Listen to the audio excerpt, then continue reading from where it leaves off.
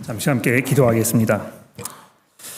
하나님 아버지, 저희를 도와주셔서 오늘 이 시간이 복된 시간이 되게 하시고 하나님의 뜻과 계획을 이해하며 온전히 우리 앞에 놓인 하나님의 은혜의 자리에 들어가도록 저희를 도와주옵소서.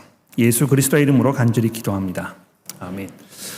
로마서의 말씀을 살펴보는 5째 시간입니다. 아직 2장으로 넘어가지를 못하고 계속 1장 말씀을 살펴보고 있는 중에 있습니다만, 그만큼 1장이 이 사도 바울의 마음속에는 굉장히 중요한 이슈들을 언급하고 있는 것이기 때문에 우리가 이렇게 할 수밖에 없음을 여러분이 이해해 주시기를 바랍니다. 하나님께서 바울 사도를 통해서 말씀하고 싶으셨던 그 핵심, 이게 무엇이겠습니까? 두말할 나비도 없이 복음인 것입니다.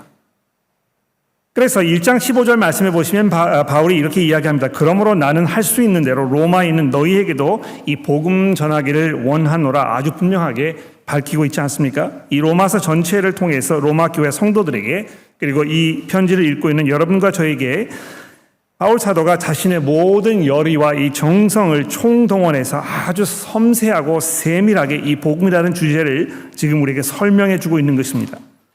여러분, 이 복음으로 인해서 끌어오르는 바울의 그 열정과 그분의 그 기쁨과 감격이 이 로마서를 읽는 우리들에게 그 매 페이지마다 이렇게 전달되고 있으면 정말 좋겠습니다.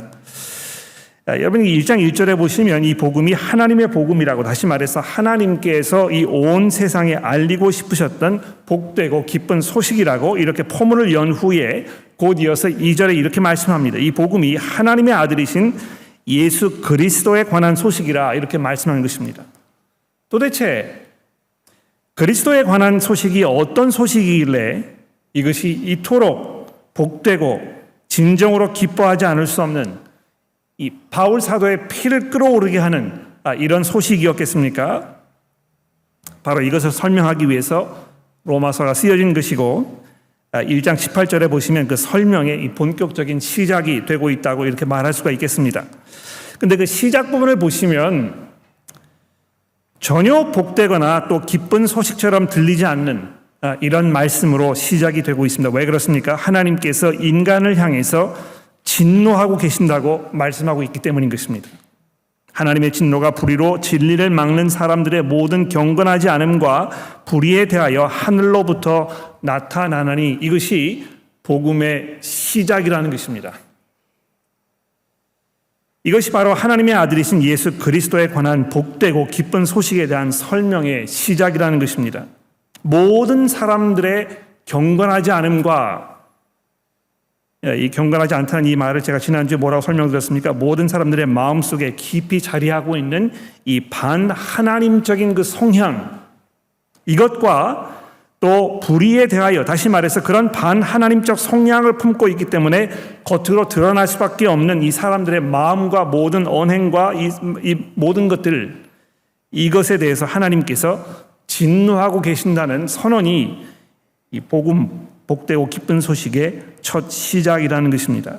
인간이 하나님을 떠났기 때문에 하나님을 영화롭게 해드리지도 아니하고 감사드리지도 아니하며 오히려 하나님께 등을 돌리고 관계 단절을 선언하였기 때문에 인간을 집으시고 입히시며 먹이시는, 마치 갓난아기가 어린아이를 이 부모의 사랑과 정성으로 자라나듯이 이렇게 모든 사람들을 낳으시고 기르시며 이 생명의 주이신 하나님을 인간이 거역하고 배반하면서 독립을 선언하였기 때문에 하나님께서 그들을 향하여 진노하심을 불일 듯이 일으키고 계신다고.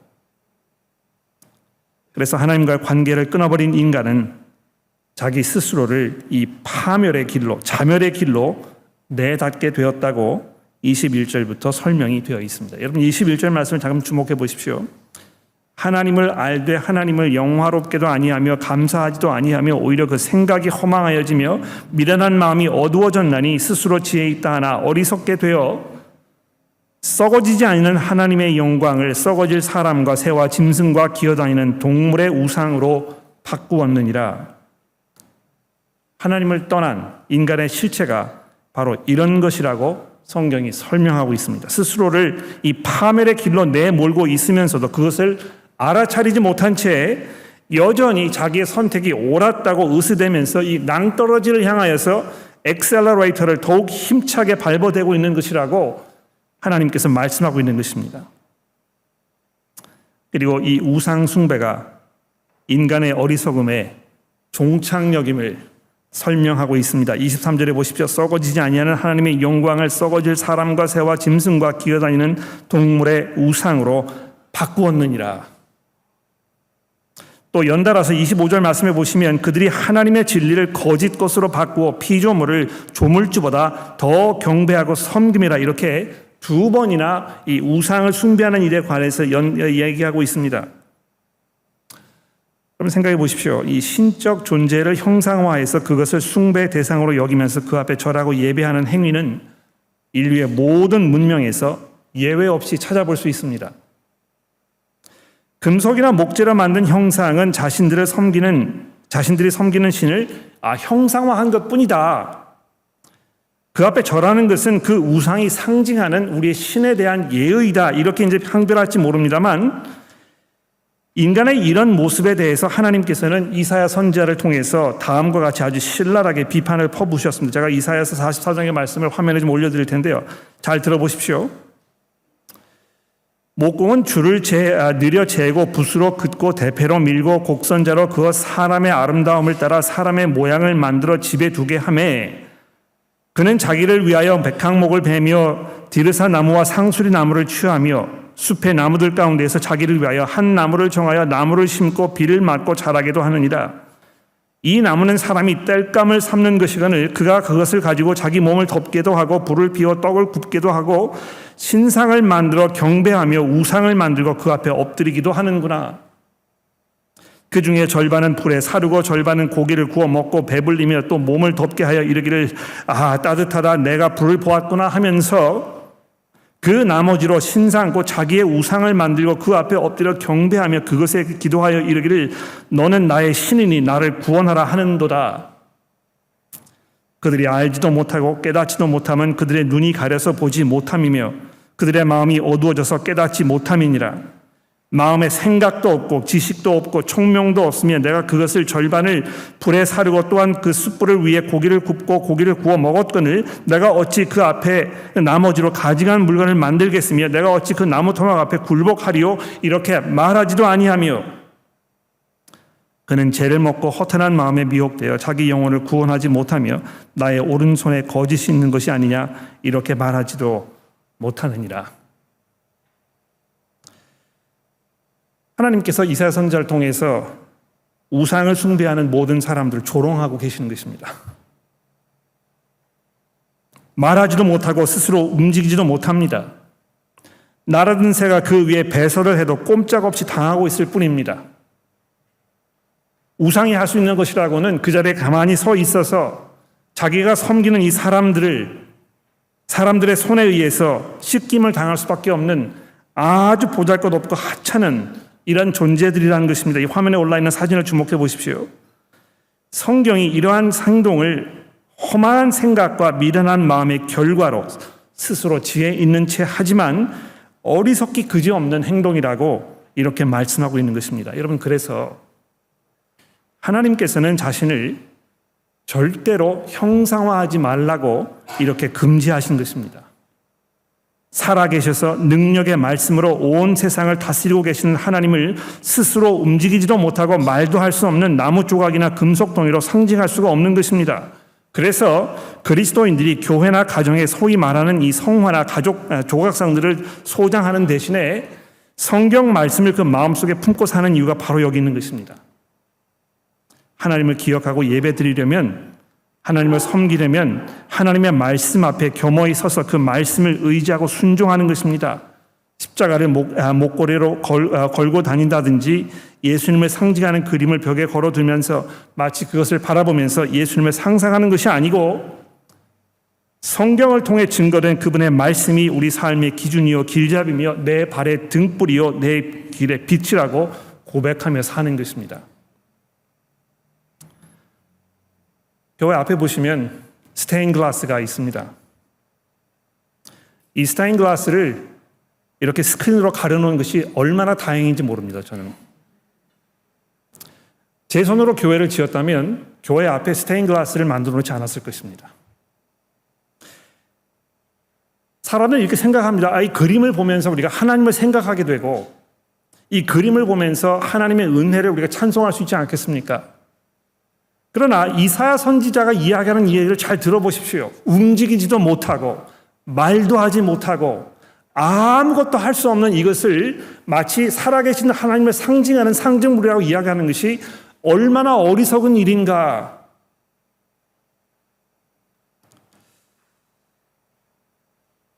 그러나 하나님께로부터 돌아선 인간은 하나님이 계시지 않는 그 삶의 공허함을 썩어질 사람이나 짐승이나 또는 기어다니는 동물의 우상으로 대체시키고 그 앞에 절하는 이런 어리석음을 범할 뿐만이 아니고 그 하나님을 욕되게 하면서 그래서 하나님을 진노하게 하시는 결정적이고 치명적인 잘못을 저질렀다는 것입니다.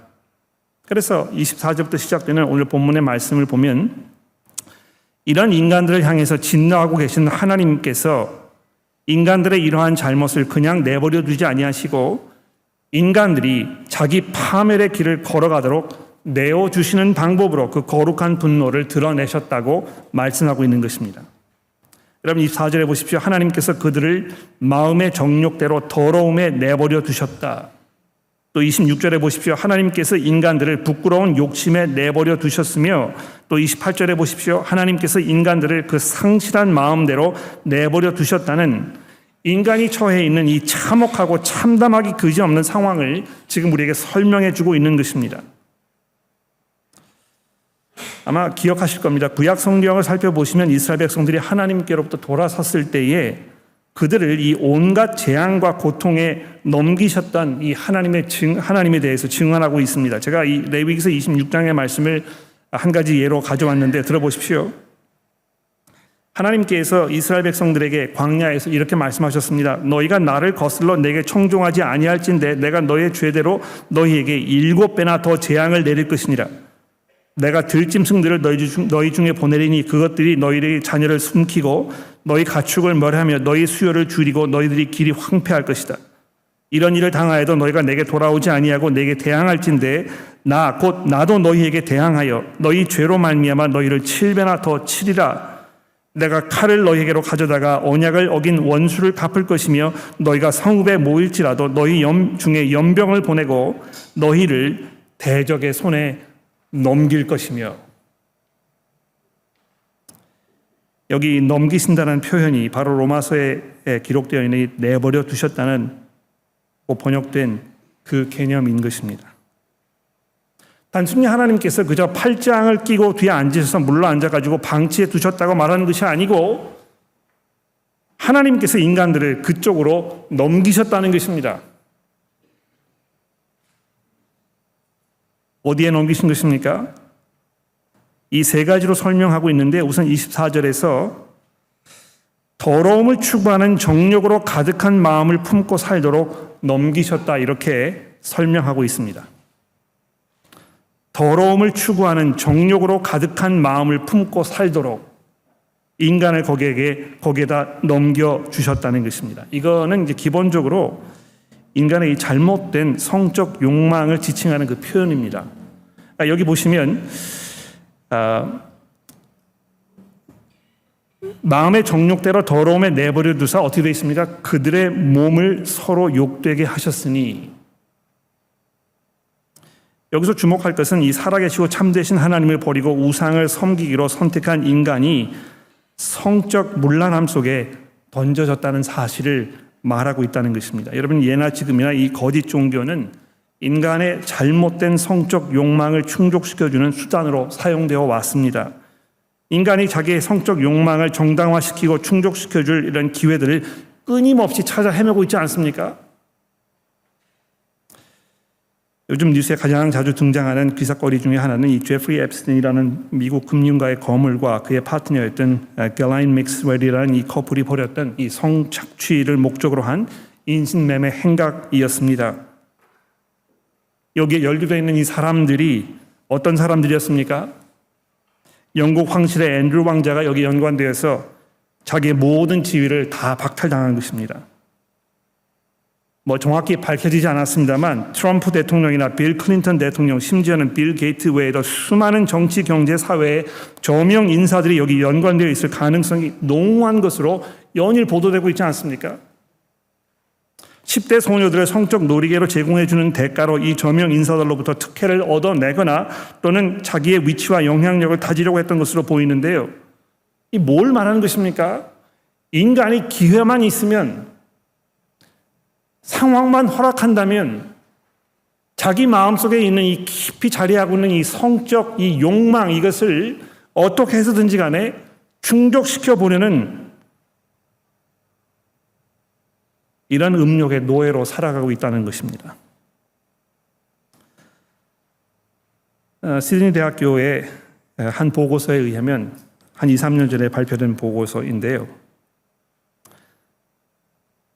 호주 남성의 98% 이상이 음란물을 본 경험이 있을 뿐만이 아니고 그 중에 거의 80% 이상이 넘는 사람들이 이것을 정기적으로 보고 있다는 것입니다.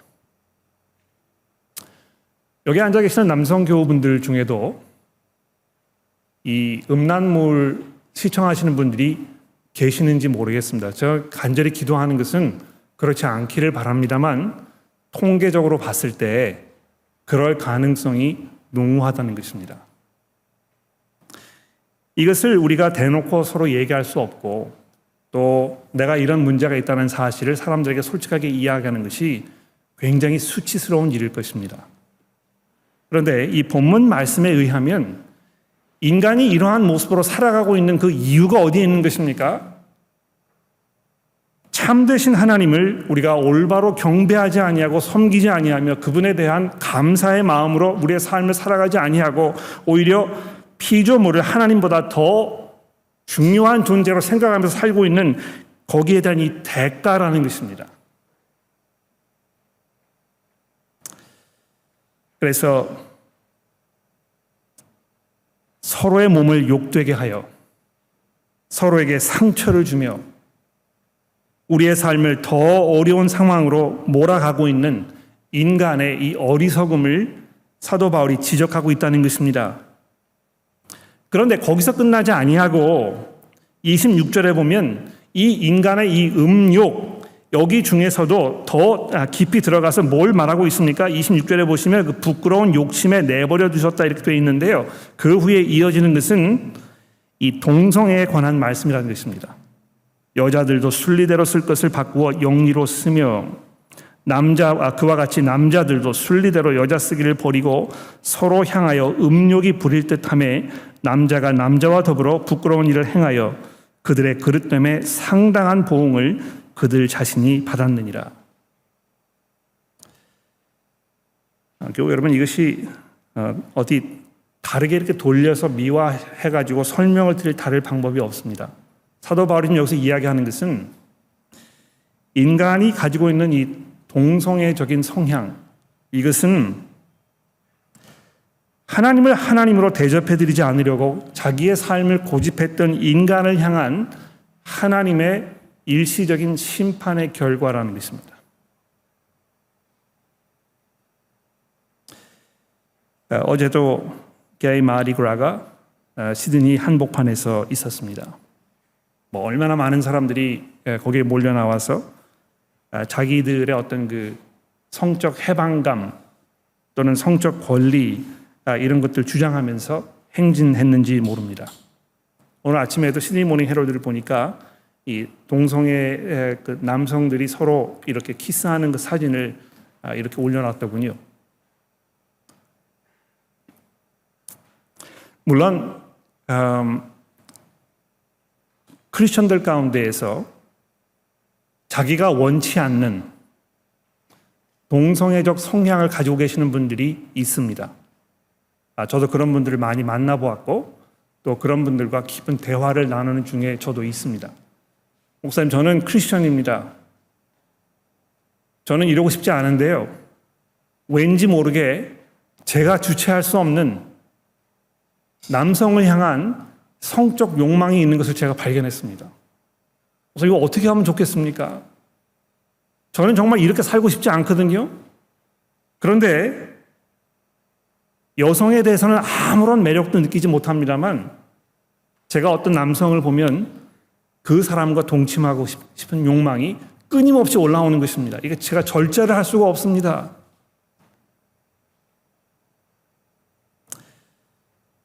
그런 분들이 이 로마서에 있는 말씀을 읽으셨을 때 마음이 찢어지는 것 같고 마치 자기가 하나님의 그 피할 수 없는 진노 아래서 구원받을 수 없는 존재인 것처럼 고민하고 고통스러워 하시는 분들이 있습니다. 제가 여러분들에게 드리고 싶은 말씀은 뭐냐 하면 동성애에 대해서 성경이 뭐라고 이야기하고 있는지 우리가 잘 생각해 보았을 때 이것을 어떤 상황에서 어떤 식으로 누구에게 어떻게 표현할 것인가를 잘 생각해 봐야 한다는 것입니다. 분명히 성경 본문 말씀은 이 동성애적인 성향이 인간의 이 우상 숭배, 하나님을 하나님으로 대접하지 아니하고 하나님이 아닌 것을 자기 하나님으로 섬기려고 하는 인간들을 향한 하나님의 심판의 결과라고 아주 분명히 말씀하고 있기 때문에 우리가 이것을 미화시키거나 또 희석시키지 말아야 할 텐데요. 그러한 성경의 가르침이 여러분과 저로 하여금 주변에 있는 모든 사람들에게 어떤 그 혐오감이라든지 미움이라든지 이런 식으로 표현돼서 안 된다는 것입니다. 왜 그렇습니까? 하나님의 진노가 이 땅에 임하는 것을 우리가 바라보았을 때 우리의 마음은 깊은 슬픔과 안타까움과 또 그들을 향해서 하나님의 복음으로 그들을 변화시켜 하나님의 은혜의 자리에 들어올 수 있도록 하려는 너그럽고 사랑스러운 이 마음이 우리 가운데 있어야 하기 때문인 것입니다. 더군다나 교회 안에 자기가 원치 않는 이런 성향으로 고민하고 있는 분들이 계실지도 모른다는 사실을 돌아보았을 때 우리가 어떤 식으로 이 문제에 대해서 우리의 생각을 이야기하는 것인가, 이것은 서로에 대한 사랑을 표현하는 성도들의 당연한 이런 모습이 아닐까 생각하는 것입니다. 그런데 여러분, 일반 사람들은 이렇게 생각합니다. 이 성적 욕구는 그냥 마치 배가 고픈 것과 마찬가지다. 배고픈 사람은 음식을 먹을 권리가 있는 것처럼 성적 욕구가 있는 사람은 그 성적 욕구를 만족시킬 권리가 있는 것이고 그 사람이 원하는 방식대로 이 성적 욕구를 충족시킬 수 있는 것이다. 이것이 그 사람의 권리이다. 바로 이것이 인간의 이 주권을 인정해주는 이런 자유주의적인 생각의 기본이다. 이렇게 이제 얘기하는 것입니다. 그래서 제가 얼마 전에 설명을 드렸습니다만 이 동성연애 퍼레이드 하시는 분들이 항상 들고 나오는 그 문구가 있습니다. Pride. 내가 동성애라는 자라는 것이 자랑스럽고 이것은 나의 권리이고 그래서 내가 이것을 마음껏 누려도 아무런 제재를 받지 말아야 하는 이런 것이 참 민주주의의 자유라고 이렇게 생각하는 시대에 우리가 살고 있다는 것입니다. 그러나 하나님께서 26절과 27절 말씀에서 이 동성애에 대하여, 물론 이 9절 말씀에서 동성애에 관련한 모든 것들을 다 말씀하지 않습니다. 우리가 어떻게 이분들을 돌봐드려야 할 것이고 특히 크리스천들 경우에 이런 문제를 어떻게 해결할 것인가에 대해서 이 본문 말씀이 설명하고 있지 않아서 여러분 이것을 확대 해석하지 않았으면 좋겠습니다만 이 중요한 포인트는 무엇입니까? 바로 이것이 하나님의 심판의 일부라는 사실입니다.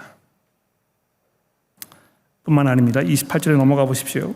또한 그들이 마음에 하나님 두기를 싫어하며 하나님께서 그들을 상실한 마음대로 내버려 두셨다 이렇게 얘기합니다. 상실하였다는 것은 뭘 잊어버렸다는 것입니다. 그렇죠? 자기의 어떤 그 자격, 능력, 위치 이런 거를 잃어버린 것을 말하는 것입니다. 하나님을 하나님으로 섬기기 원치 아니하였고 하나님을 하나님 두기를 싫어하였기 때문에 이 마음에 가지고 있어야 할 어떤 그 분별력, 절제력, 어떤 사고력 이런 것들이 모두 상실되어 버렸다. 그리고 그 결과로 합당하지 못한 일을 하게 되었다고 사도 바울이 말씀하고 있는 것입니다. 우리는 판단력, 어떤 지적 능력, 사고력, 논리적인 생각 이런 것들을 아주 중요하게 여깁니다. 우리가 책을 읽고 그래서 사고력을 늘려가면서 세상을 바라보았을 때 이 세상에 왜 이런 일이 벌어지고 있는지에 대해서 스스로 판단하는 능력을 키워가려는 이런 그 본능적인 능력이 있습니다. 또 실제로 많은 책을 읽거나 또는 많은 그 대화를 하거나 깊은 사색 가운데에서 많은 것들을 고찰하셨던 분들 경우에는 사물을 판단하는 능력이 다른 사람보다 월등히 뛰어난 것이 사실입니다. 그러나 이 본문 말씀, 사도 바울이 오늘 이 28절의 말씀을 통해서 여러분과 저에게 주고 있는 이 기본적인 메시지가 무엇입니까? 그럼에도 불구하고 하나님을 하나님으로 두지 않으려는 사람들의 경우에는 그들이 가지고 있는 이 모든 지적 능력과 판단력, 그들의 분별력이 온전한 결정을 내리도록 돕는 길잡이 역할을 하지 못하게 한다는 것입니다. 그래서 인간은 모든 불의, 곧 추악과 탐욕과 악의가 가득한 자로, 시기와 살인과 분장과 사기와 악독이 가득한 자로, 수군수군하는 자로 전락해 버린 것입니다. 여러분, 지식이 늘어나고 사고력이 높아져서 분별력이 늘어나면 우리의 삶 속에 이러한 비도덕적인 요소들이 사라지는 것입니까? 그렇지 않습니다.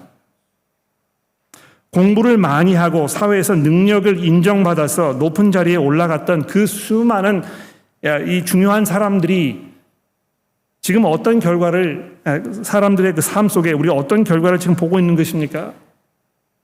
그들도 역시 여러분과 저와 마찬가지로 기회만 주어진다면 자기의 음욕을 채우기 위해서 다른 사람들을 마치 놀이개로 여기는 이것을 아무런 양심의 꺼리낌 없이 자행하는 이런 사람들 아니겠습니까? 우리가 다른 사람들을 손가락질할 필요가 없습니다. 우리 마음속에 있는 남을 미워함, 어떻게 해서든지 간에 이간질시켜서 내 이익을 극대화시키려는 그러한 의도들, 어떻게 해서든지 간에 소문을 퍼뜨리고 수군수군대면서 다른 사람을 비방하고 싶은 우리의 이 욕구, 우리 마음속에 불일 듯이 피어오르는 이 교만함과 마치 자기가 손해를 봤다고 하면 무자비할 만큼 몇 배로 갚아주어야만 속이 후련하게 느껴지는 우리의 이 분노, 이 모든 것들, 이것은 어떤 특정한 사람들에게만 해당되는 일이 아니고 여기에 앉아있는 우리 모두에게 해당되는 일일 것입니다. 왜 세상이 이렇게 된 것입니까? 왜 인간이 이런 식으로 살고 있는 것입니까? 우리들 마음속에 하나님 두기를 싫어하며 하나님을 하나님으로 예배하며 섬기며 그 앞에 영화롭게 해드리며 감사하지 아니하고 오히려 그 마음이 허망하여졌기 때문에 이런 결과를 가져온 것이라고, 하나님께서 그들을 이런 지경에 넘겨놓으신 것이라고 복음이 우리에게 설명해 주고 있습니다. 여러분, 이 마지막 부분을 주목해 보십시오. 그들이 이 같은 일을 행하는 자는 사형에 해당한다고 하나님께서 정하심을 알면서도, 이제 이 2장으로 넘어가게 되면 인간의 마음속에 하나님께서 주신 이 양심의 문제에 대해서 이제 얘기합니다. 우리가 이 선한 양심을 가지고 있다면, 또는 그 인간다운 양심을 가지고 있다면 적어도 이 양심에 비추어 보았을 때 옳지 않은 일들, 이런 일들이 분명히 있을 텐데요. 그 양심을 거스르는 행동을 우리가 서슴없이 반복적으로 하고 있다는 것입니다. 그리고 뿐만이 아니고 그런 일을 행하는 사람들을 옳다고까지 두둔하는 이런 존재들이라고 사도 바울이 신랄하게 여러분과 저의 상황을 설명하고 있다는 것입니다. 근데 여러분, 이것이 이제 포인트입니다. 이러한 우리의 실제 상황은 부분적이고 일시적으로 여러분과 저를 향해서 경고하고 계시는 하나님의 심판의 일부분일 뿐이라는 것입니다. 우리의 삶이 얼마나 고통스럽습니까? 우리의 삶이 얼마나 엉망진창입니까? 이 세상이 얼마나 혼란스럽습니까? 오늘 아침에도 그 뉴스를 보셔서 아시겠습니다만 또다시 전쟁이 벌어지고 있는 것 같습니다. 미국이 이란을 공습하고 이란은 또 이 사방에 폭탄을 투하하면서 마치 중동에 또 다른 전쟁이 터질 것 같은 이 위기감이 팽배하지 않습니까? 그런데 이런 이 인간의 이 처절하고 참혹한 절박한 이런 상황은 장차 나타날 하나님의 영원한 완벽한 그 진노의 일부분에 불과하다는 것입니다. 왜 하나님께서 지금 이 세상에 이런 방법으로 우리를 심판하고 계시는 것입니까? 장차 다가올 하나님의 그 진노의 잔을, 그 잔의 그 쓴맛을 부분적으로 우리가 경험하여 정신을 차리고 그리스도 앞으로 돌아오지 않으면 안 되는 우리의 절박한 상황을 이해하시도록 우리를 일깨우시는 하나님의 은혜라는 것입니다. 그렇습니다.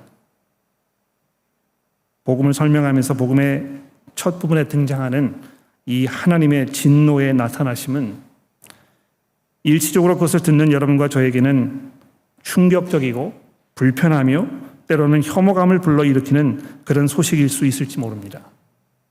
그러나 하나님께서 바울 사도를 통해서 이것을 여러분과 저에게 말씀하고 있는 이유는 무엇입니까? 우리의 이 힘으로는 해결할 수 없는, 지금까지 해결되지 않았고 지금도 해결할 수 없고 앞으로도 그 누구도 해결할 수 없는 이 인간의 깊이 자리하고 있는 이 근본적인 이 문제점, 이것을 오직 하나님께서 그 아들을 통하여서만 해결하실 수 있다는 이 복음을 우리에게 설명하기 위한 것입니다.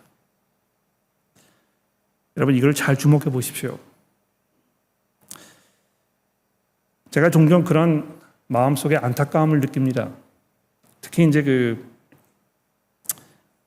그리스도인들이 일상 대화 중에 하시는 말씀이나 또는 많은 그리스도인들이 즐겨 부르는 그 찬송을 이렇게 찬양이라든 찬송을 들어보면 이런 성향이 아주 강하게 드러나는데요. 그냥 인간이 안고 있는 그 문제점, 이것을 어떤 그 정신적 또는 육체적 어려움, 즉 소외감이라든지 또는 자괴감이라든지 또는 외로움이라든지 이런 인간이 겪는 어떤 감정적인 어려움, 이것으로 이렇게 축소화시키는 이런 성향이 아주 강합니다.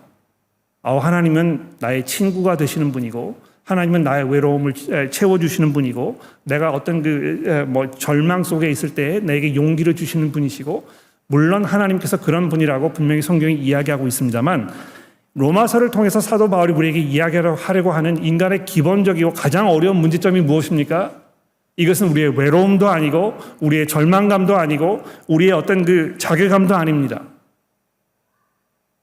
여러분과 제가 경험하고 있는 가장 큰 문제점은 우리를 향하신 하나님의 진노하심이라는 것입니다.